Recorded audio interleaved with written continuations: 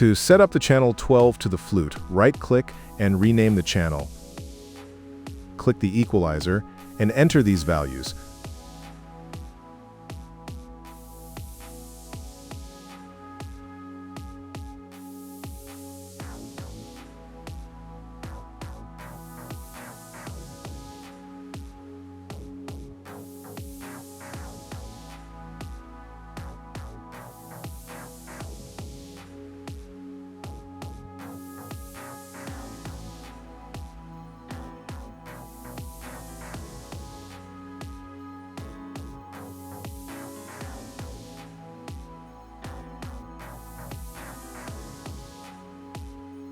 Click the Noise Gate tab and enter these settings.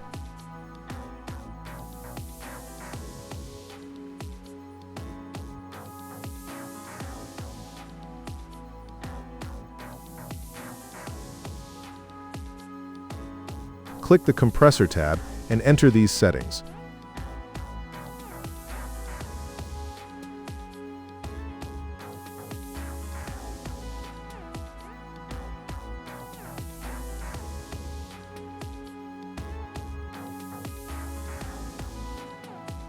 We had configured the flute in channel 12,